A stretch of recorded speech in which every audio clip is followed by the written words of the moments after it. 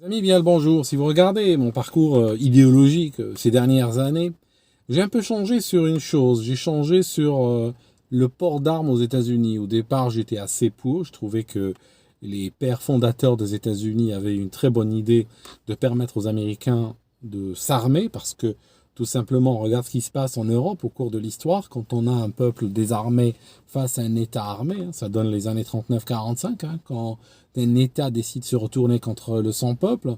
Quand, je sais pas, moi, il n'y a pas très longtemps, quand mon père était enfant, il y a l'État français qui raflait des enfants juifs en plein Paris en utilisant la SNCF pour les déporter, en utilisant la police municipale de Paris pour les emmener vers le vélodrome d'hiver, à la rue Nélaton. Vous voyez, c'est tout simplement quand on a une population livrée comme des moutons, eh ben voilà, l'État, si un jour il décide d'en tuer une partie, ben il lui est loisible de le faire. Et ça se fait très récemment. Ce que je vous raconte comme crime, comme abomination, ça s'est pas passé à l'époque de la construction des pyramides, ça s'est passé hier. Il y a plein de gens que vous pouvez rencontrer qui étaient en vie, qui vous disent, oui, quand j'étais enfant, ça se passait. D'accord? C'est pas il y a très longtemps, quoi. Donc, les pères fondateurs de l'Amérique ont décidé que la population devait être armée. Mais au départ, si vous regardez, ils étaient qui? C'était qui les Américains? On avait des gens, quand vous voyez les films qui le représentaient, qui incarnaient ce genre d'individus, on avait des gens travailleurs qui travaillaient 7 jours sur 7, qui allaient à l'église, il y avait le shérif, il y avait le juge, il y avait le boucher, il y avait le chauffeur de diligence, le télégraphiste, c'était des gens qui travaillaient, qui avaient de la foi, qui construisaient des communautés très soudées et où il y avait un sens très fort des valeurs. Ce sens a continué pratiquement jusqu'au Vatican II, quoi. Mais par la suite, les choses se sont dégradées. C'est plus les Américains aujourd'hui qu'on peut représenter par un John Wayne ou par un Henry Fonda. C'est fini ce genre d'Américains-là. Ils n'existent pas, ou bien ils sont extrêmement rares. Aujourd'hui, certaines presses disent qu'il y a des moments dans l'année où 30% des adultes prennent des anxiolytiques. Énormément de gens sont sous antidépresseurs, vivent de produits chimiques. Les gens, pour beaucoup, ne vont plus à l'église, n'ont plus de références spirituelles. Consomment. L'obésité fait des ravages. Les désordres sur le corps, les désordres dans le mental, l'inculture, l'échec de l'école, l'échec de villes entières qui sont en faillite depuis des générations, des fois, qui n'ont même plus de quoi payer le carburant pour la police. Donc on a une fracture sociale, une fracture ethnique, une fracture à tous les niveaux. C'est un pays en déliquescence. Pourquoi? Il y a quelqu'un comme Trump, par exemple, qui voulait le reconstruire. Trump, quand il disait son projet Make America Great Again, le projet MAGA, c'est fondamentalement reconstruire l'Amérique. Il voulait recentrer les énergies de ce pays sur lui-même, qu'il arrête d'être un pays qui investit dans des bases militaires à travers la planète, qui lance 2-3 guerres par président, qui a des guerres éternelles, la Corée, le Vietnam, le Soudan, l'Irak, la Corée, le machin. Je veux dire, au bout d'un moment, effectivement, on a un pays qui est vétuste par endroits. Il y a des routes qui sont complètement défoncées, il y a des villes où les écoles sont dans un état d'indigence complet. Et puis on a un pays qui continue à produire des vétérans, n'est-ce pas? Qui partent voilà, en héros, puis qui reviennent et qui finissent homeless, hein, qui finissent dormir par terre en respirant de la colle. Donc vous voyez, c'est un pays, je fais pas de la caricature, c'est un pays où cet art-là, qui était peut-être marginal il y a 50 ans, aujourd'hui commence à devenir de plus en plus mainstream. Il y a des villes comme San Francisco où des quartiers entiers sont infréquentables. Il y a des images qui sortent, on a l'impression de voir zombie apocalypse. Comment allez-vous vers un peuple qui est en train de descendre comme ça, permettre une distribution d'armes aussi massive que ce qu'il y a aux États-Unis? Alors, je ne dis pas que j'ai une solution, je ne dis pas que demain il faut leur interdire les armes, c'est trop tard. Il y a peut-être aux États-Unis plus d'armes que dans tout le reste de l'humanité. C'est pas comme ça que vous allez régler le problème. Mais on a souvent des gens avec un quotient intellectuel inférieur, souvent pratiquement, ils sont tellement stupides qu'on pourrait presque engager leur pronostic vital là-dessus. Hein, ils peuvent toujours respirer, tout ça, parce que c'est spinal, hein, il n'y a pas besoin d'intellectualiser sa respiration, ses fonctions vitales. Mais au-delà de ça, au-delà du vital, je veux dire, on est en train de parler de l'escargot, hein. C'est de la vie, c'est une forme de vie par instinct, hein. C'est tout, hein. Faut pas se leurrer. Donc je vais vous raconter une histoire qui va illustrer ça. Nous sommes en juillet 2021, donc il n'y a pas très longtemps, à une ville qui s'appelle Corona Crossing, en Californie. C'est un petit peu, vous prenez Los Angeles et vous allez vers l'intérieur, vous éloignez de la mer. Dans cet endroit, ces régions un peu ennuyeuses de la Californie, il fait hyper chaud, t'as même pas l'océan pour essayer de changer les idées. Et on est à l'intérieur, et il y a Corona Crossing, on a une fille qui s'appelle Kylie Goodrich. Elle a 18 ans, elle vient finir son lycée, elle a toute la vie devant elle, elle veut étudier médecine. Et voilà, c'est une fille heureuse, on la voit sur TikTok où elle a 120 000 abonnés à peu près. Hein. Voilà, elle sait jouer l'algorithme comme j'expliquais dans la dernière vidéo. Donc c'est quelqu'un qui décolle bien sur TikTok. Elle rencontre un autre TikToker, lui a plus de succès qu'elle, il s'appelle Anthony, il a également le même âge. Et Anthony Barayas, lui dépasse le 1 000 000 d'abonnés. Les deux jeunes gens se rencontrent. Et puis, à un moment donné, il l'invite à sortir. C'était leur première sortie. Et donc, elle décide de parler à son papa. Elle lui dit, écoute, est-ce que tu veux pas parler à cet Anthony? Moi, je suis prudente. J'aimerais bien l'avis de mes parents et tout. Et c'est une attitude très saine, on va dire. Hein. Elle implique ses parents. Elle sait qu'à 18 ans, on n'a pas toujours 100% sa jugeote et tout. Voilà. Elle est un petit peu inquiète. Bon, c'est normal. Elle préfère avoir le jugement de son père. Le père valide, il dit ouais, j'ai rencontré le gars, il a l'air zen, il a l'air d'avoir les pieds sur terre, mature, un type assez bien, assez carré dans sa tête. Et donc il donne sa bénédiction. Ce soir de juillet 2021, les deux jeunes gens vont sortir pour voir un film dans un cinéma. Alors on est un jour de semaine, ils vont au cinéma, ils regardent le film. Pendant le film, il y a Kylie qui va envoyer un SMS à sa mère, un texto à sa mère. Elle va dire oui, on est là, le film est assez ennuyeux. En vérité, le film est un navet. Le film est un navet, il a 5,4 sur IMDb. Hein, c'est très violent en réalité. Très très violent. C'est-à-dire l'histoire du film, c'est ça. L'histoire du film, c'est que pendant 12 heures, et ce film illustre exactement ce que je suis en train de dire en début de vidéo, c'est que pendant 12 heures, tous les crimes deviennent légaux aux États-Unis. Pendant 12 heures, il y a des panneaux partout en ville, des panneaux électroniques qui affichent « Attention, maintenant, tous les crimes sont légaux ». Et là, à ce moment-là, l'Amérique descend dans le chaos. Et ça justifie les presque 2 heures de tueries, d'exactions en toutes sortes, de scènes atroces. Voilà, de la violence gratuite. On donne ça au public avec des haut-parleurs méga puissants, une grande image et tout. Ils sont là en train de bouffer du popcorn et regarder ça. Elle trouve le film ennuyeux, on peut bien la comprendre. Vers minuit, la projection se termine. Voilà, la lumière revient dans la salle. Puis le gars qui nettoie arrive, voit au loin 2 clients assis. Il a l'impression que bon, c'est peut-être des amoureux qui sont oubliés ou autres. Il arrive vers eux. Et là, c'est la scène de cauchemar. Là, il y a du sang partout, les deux ne bougent pas. Immédiatement, ils appellent le 911. La police arrive, les ambulances et tout.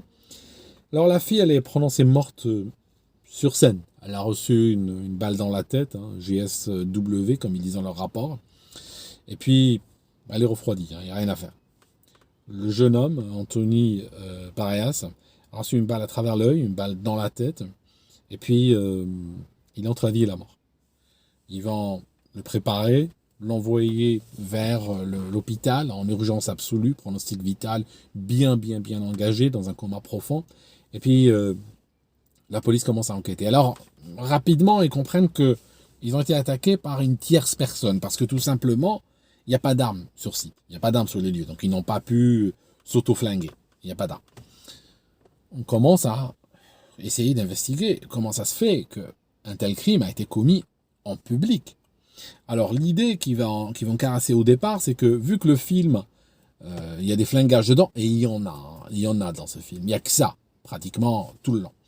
Donc quelqu'un a dû, pendant ce temps-là, sortir un flingue, tirer, ça s'est confondu avec les fusillades du film. Ouais, c'est un peu léger, parce que, bon, voilà, il y a du monde, un flingue, il y a de la fumée, il y a des étincelles, tout ça, ça part pas comme ça. Continue à creuser. Et ils vont découvrir un truc. c'est que ce film-là, ce visionnage, vu que le film était un navet, il n'y avait que 6 tickets qui avaient été vendus. Donc 6 tickets. On enlève le couple qui a été sur lequel on a tiré, donc ça nous laisse 4. Donc la police commence à chercher les 4 personnes, parce que ces 4-là, eh bien, c'est elle, il y a l'un d'eux qui a fait le coup. Ils vont découvrir qu'il y a, oui, une vente, mais en fait, une seule personne a acheté 4 tickets. Ça veut dire une seule personne a acheté les 4 autres tickets. Donc ça commence un petit peu à restreindre les choses.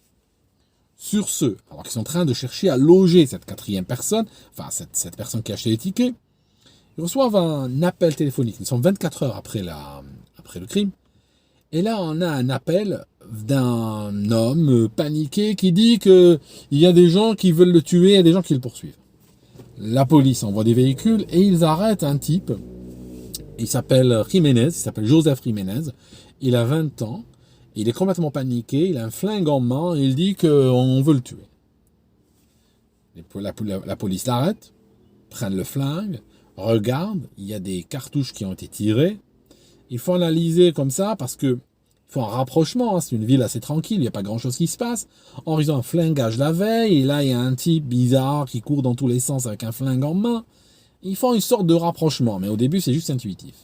Et là, tac, ils vont découvrir que le flingue, c'est celui qui a servi à tirer sur ces 2 jeunes gens la veille dans le cinéma. Donc, le gars est arrêté.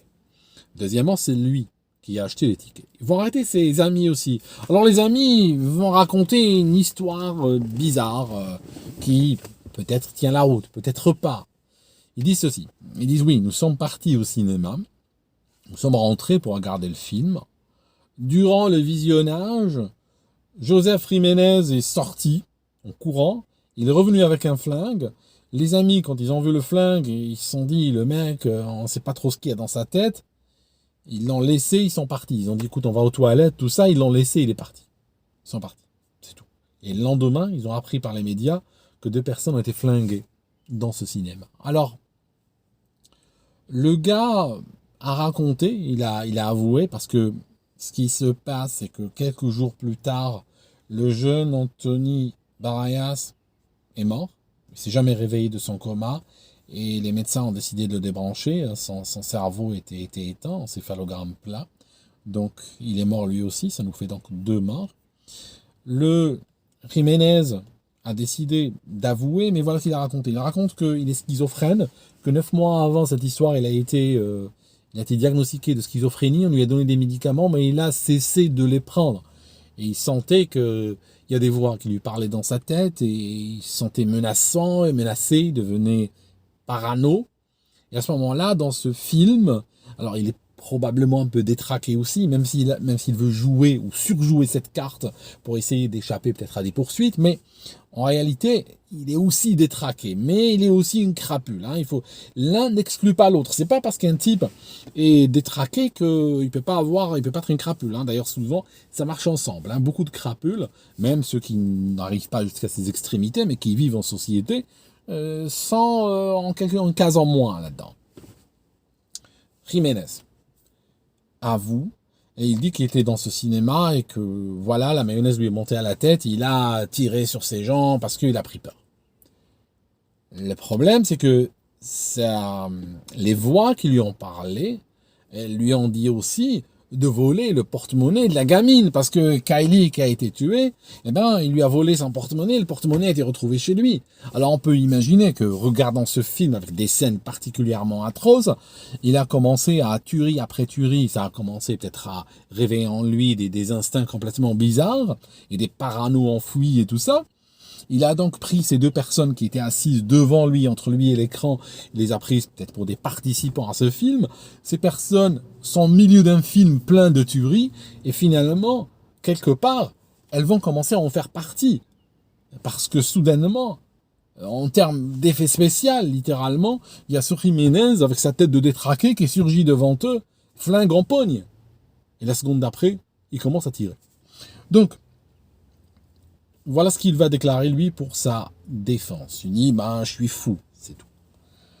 Cette histoire va traîner pendant quelques mois et le juge en 2021 a déclaré ceci. Joseph Jiménez sera jugé pour homicide au premier degré. Alors, la raison qui justifie le premier degré, c'est que le porte-monnaie qu'il a volé. Or, il y a des facteurs aggravants dans la loi en Californie et dans beaucoup d'États américains. Alors, un des facteurs aggravants qui a été retenu, c'est le fait qu'il a commis des crimes pendant il a tué des gens pendant la commission d'un autre crime. Ça, c'est très grave. C'est-à-dire que quand quelqu'un est en train de commettre un crime, par exemple voler, et qu'il est surpris ou autre, où la victime résiste, et il tue la victime, c'est un facteur méga aggravant sur son dossier. Tuer une personne pendant la commission d'un autre crime. Autre chose, il a utilisé une arme à feu, toujours un facteur aggravant. Autre élément, il a tué 2 personnes en même temps. Ça signifie quand plus d'une personne est tuée, c'est systématiquement un facteur aggravant. Il n'y a pas moyen d'échapper. 4e élément. Et ça, c'est quelque chose qui vient d'une loi britannique datant de l'an 1400, bien avant, l'an 1300 et quelques. Une loi avait été passée par le Parlement britannique qui avait déclaré que le pardon était interdit pour les gens qui attendent la victime, qui se cachent quelque part et attendent la victime. Parce que pour cette loi-là, cette manière de se cacher, quand par exemple dans un cinéma, flingue en pogne et attendre pour pouvoir attaquer la victime, eh bien, ceci montre une détermination et montre surtout une préméditation. On ne peut pas nier sa préméditation quand on attend quelque part une victime avec une arme à la main.